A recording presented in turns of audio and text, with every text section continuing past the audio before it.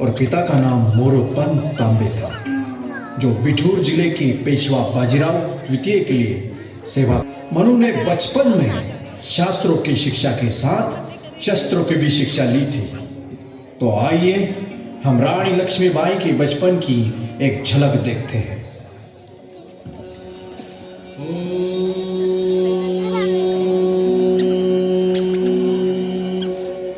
वक्रतुंड महाकाय सूर्यकोटि समप्रभ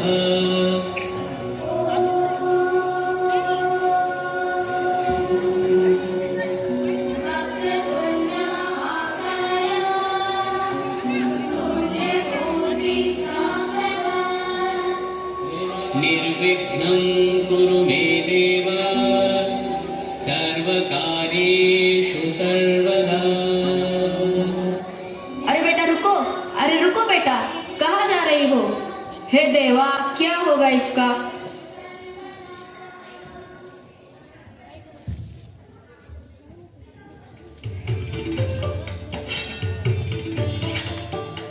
वाह श्रीमंत साहब वाह। ताते गुरु, इस नाना साहब ने आपके सारे गुण सीख लिए हैं। अभी तो बहुत कुछ सीखना बाकी है। आप बाजीराव पेशवा के पुत्र होने के साथ साथ इस बिठूर के युवराज भी तो है। युवराज तो बस हम नाम के हैं ताते गुरु। ये फिरंगी तो बाबा को पेशवा मानने से भी इनकार करते हैं। देखिएगा, एक दिन आप इन फिरंगियों से उन्हें दोबारा छीन लेंगे। अवश्य। यदि आप जैसे गुरु हमारे साथ है तो पुणे क्या, पूरा हिंदुस्तान हमारा रहेगा।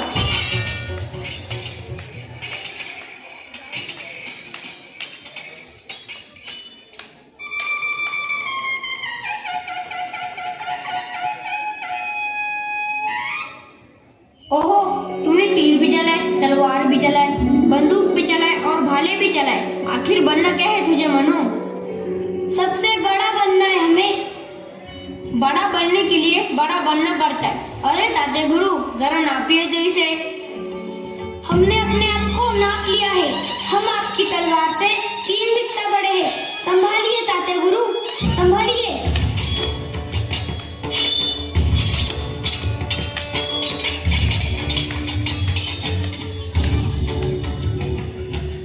धन्य हो मनु, धन्य हो। तुम तो तलवारबाजी में भी। वाह ताते गुरु, उस दिन तो आप कह रहे थे कि मनु घुड़सवारी सबसे अच्छी कर लेती है, लेकिन आज उसकी तलवारबाजी की भी प्रशंसा कर रहे हो। नहीं श्रीमान साहब, ऐसी कोई बात नहीं है। हम तो केवल इतना कहना चाहते हैं कि आप दोनों को युद्ध कला का कौशल्य प्राप्त है।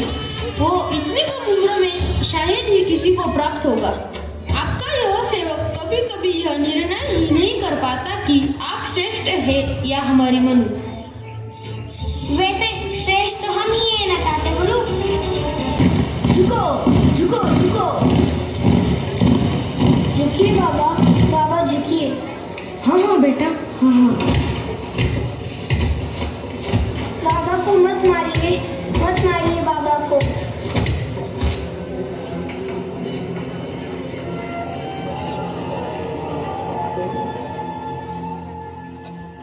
मनु बेटा, खाना खा लो। तुम जानती हो ना, जब तक तुम नहीं खाओगी तब तक मैं भी नहीं खाऊंगा। बाबा, सब फिरंगे से इतना क्यों डरते हैं? क्या वे गोरे नहीं राक्षस है? हाँ बेटी, राक्षसों ने भी ऐसे अत्याचार नहीं किए होंगे जो अत्याचार ये फिरंगी हम पर कर रहे हैं। हमारे ही देश में हमें ही गुलाम बनाकर रख दिया है। अगर वे रास्ते पे चल रहे हो और हमने रास्ता छोड़कर उनका अभिवादन नहीं किया तो कोड़े मार मार कर खाल खींच लेते हैं। झांसी की महाराजा गंगाधर राव से हुई थी। शादी के बाद मणिकर्णिका का नाम लक्ष्मीबाई पड़ा। शादी के बाद लक्ष्मीबाई ने एक पुत्र को जन्म दिया, लेकिन पुत्र की 4 महीने के बाद मृत्यु हो गई। पुत्र की मृत्यु के बाद रानी लक्ष्मीबाई को दुख बर्दाश्त नहीं हुआ, इसलिए उन्होंने 20 नवंबर 1857 को एक बालक को गोद लिया। उनका नाम दामोदर राव रखा। पुत्र को गोद लेने के एक दिन बाद राजा गंगाधर राव का भी निधन हो गया। फिर तो रानी लक्ष्मीबाई की जिंदगी ही बदल गई।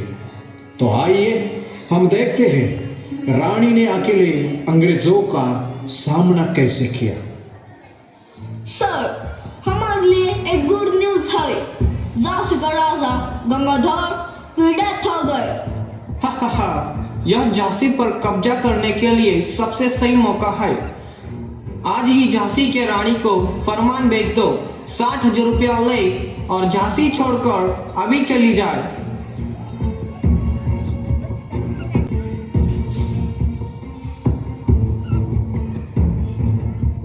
रानी लक्ष्मीबाई, आपको गवर्नर ने यह लेटर भेजा है।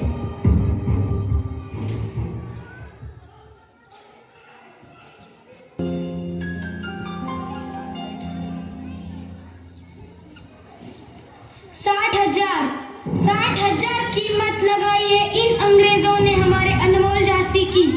वो चाहते हैं कि हम झांसी उनके हवाले कर दें? हरगिज नहीं। आपके पिता के जाने के बाद इन अंग्रेजों ने आपको झांसी का वारिस मानने से भी इनकार कर दिया है और वो चाहते हैं कि हम उनकी गुलामी स्वीकार करें। लेकिन अगर हम झांसी उनके हवाले कर दें तो फिर इस धरती से हमारा रिश्ता हमेशा के लिए टूट जाएगा।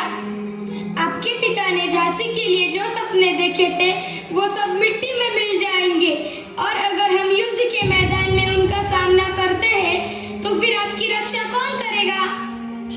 हम नहीं जानते कि सही क्या है, हक की लड़ाई या माँ का कर्तव्य।